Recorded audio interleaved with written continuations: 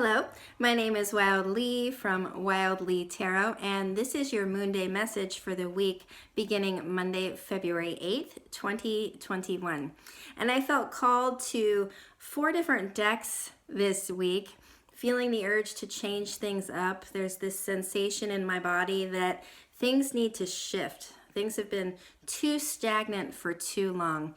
And I'm also getting the sensation that our animal bodies they're starting to quicken, right? We passed Imbolc last week, which is the midway point between the solstice and the equinox.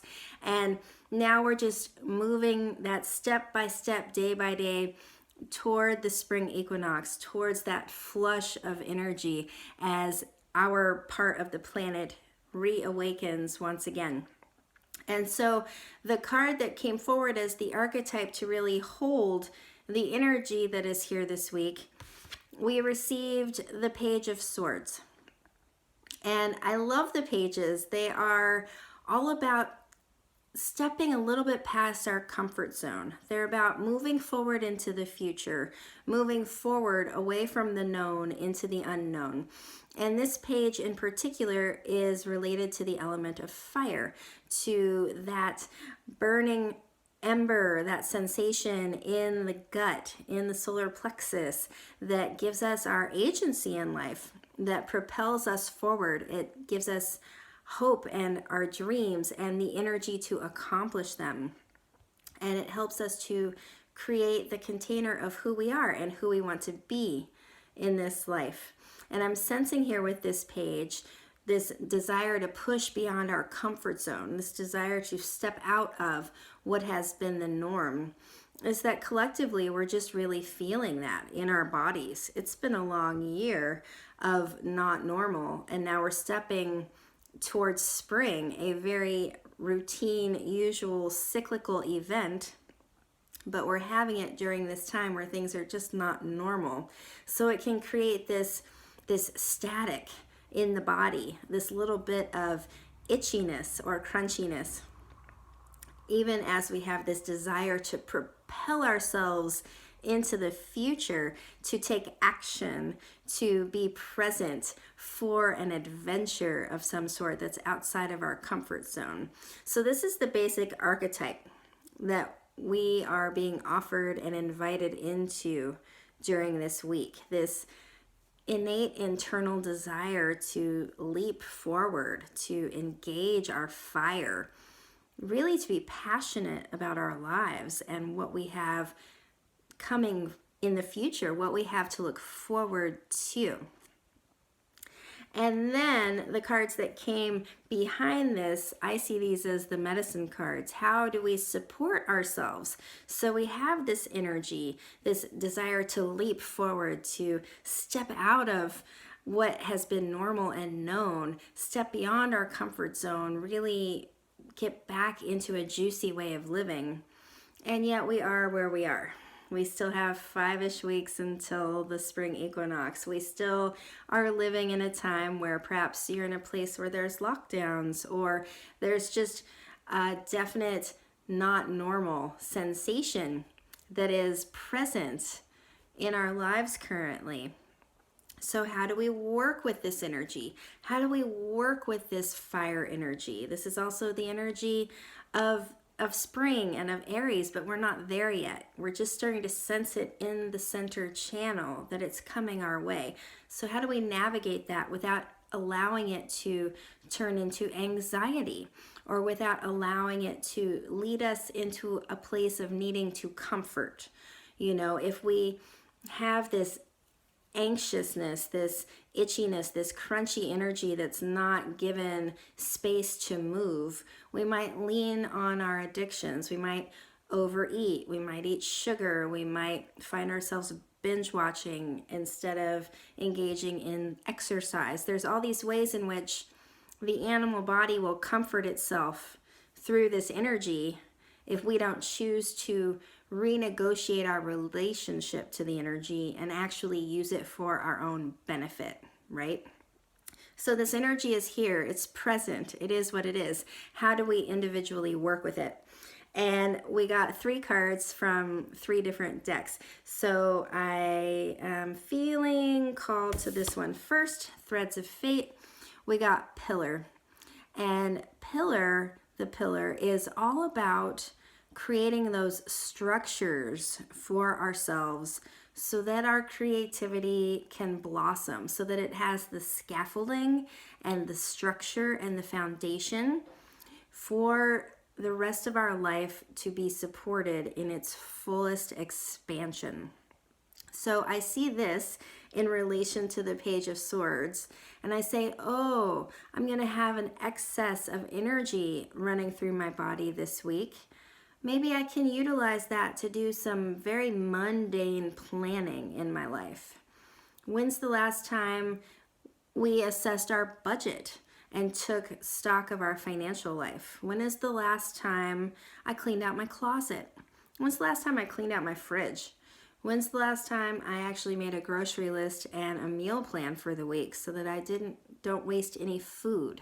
You know, there's all these mundane tasks that aren't really sexy if we think on them on one hand, right? And yet if we look at them through the lens of the pillar, they are so sexy because they are the scaffolding that gives us our nutrition. They give us space, they give us structure, they give us a container for ourselves so that we're nourished, we're held, we're well fed, we feel proud of our surroundings.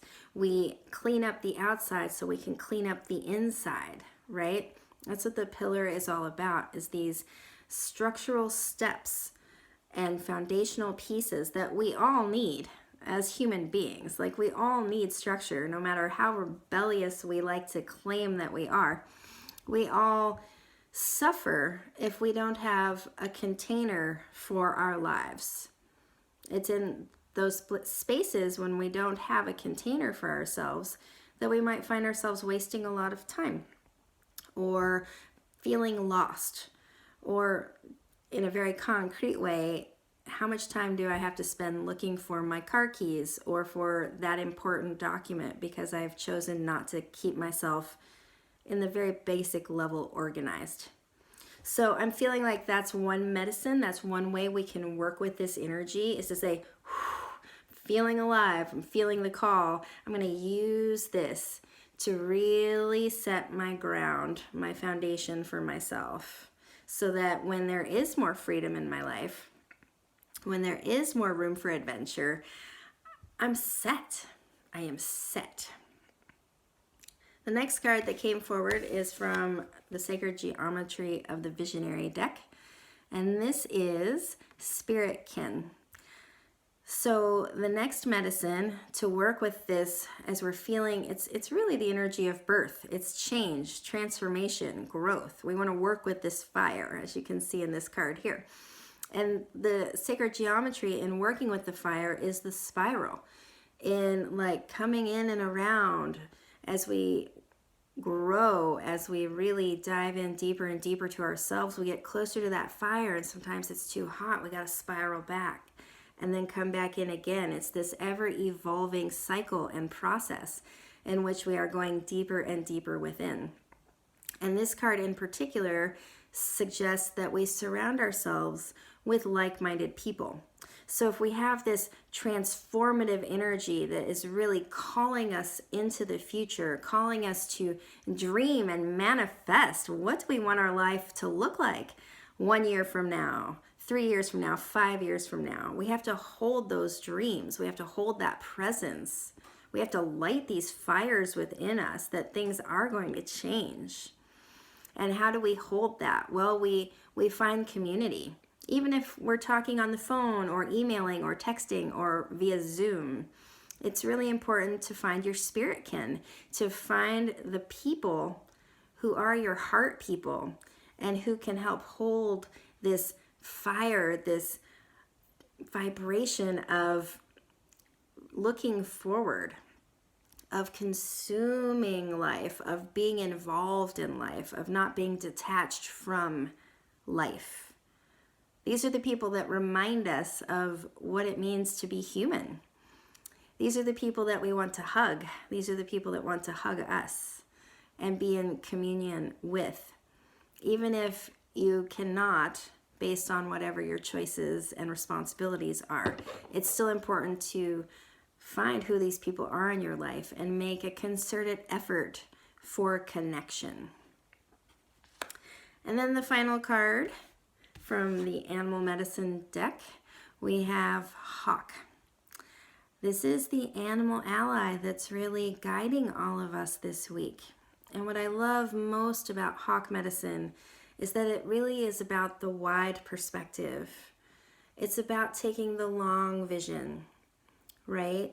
And this week, with this energy of the Page of Swords, that's this pushing energy, this desire for things to change, we don't have to squash that or suppress it. We can hold it. We can be with it. Even if our external circumstances don't meet that preference, we can still be with it if we engage in Hawk Medicine. If we allow ourselves to see the long view and know that this too shall pass. It will. This too shall pass. Things are going to change. Everything's going to change. Some of it's going to be things you prefer. Some of it will be things that you don't prefer. And whatever are not your preferences might be your neighbor's preferences. You know, there will always be this ebb and flow in life. And it was this way prior to COVID. It was this way prior to whatever politics you may have feelings about. You know, life is change. And if we can hold this ally of the hawk, it helps to inspire us to keep looking to the future. Not future tripping, not getting lost in the future, but simply holding that flame in our hearts, that little candle flame from Imbolc. We hold it, we tend it, we give it oxygen, we allow it to breathe. We allow ourselves to dream of what the future can look like so that it keeps us feeling fed and excited and creative. We don't want to lose these basic pieces of being a human just because we're in a group experience that we do not prefer. It's really important work to hold on to and maintain this frequency of still being alive, of still needing to be touched, of still wanting to see one another's faces and to smile and to be in connection with one another. And it's something we will all have to work for and work on. It's been a long year of not being able to see one another's faces, of not feeling in connection, of perhaps even feeling unsafe around other people based on the narrative that's moving around. And that's all valid. If that's your truth, it's totally valid. And at some point, it will not be valid. There will be more safety available to you. But we can use Hawk Medicine to practice now, allowing ourselves to feel safe, allowing ourselves to feel that desire and that ache for connection. And then one step further, allowing ourselves to find that connection, however it is available to us, whatever access we do have. Even if it's just a Facebook group, just allowing ourselves to be there and be present and witnessed is invaluable for this experience. And in particular this week with this charged energy of wanting change. That feels like the message. I hope that it serves you well. I hope that you have everything that you need. If you enjoy these videos, please comment and like below so that more people can find them. Or if you're listening to the podcast, please leave me a review. I so appreciate it, and I will see you next Moonday.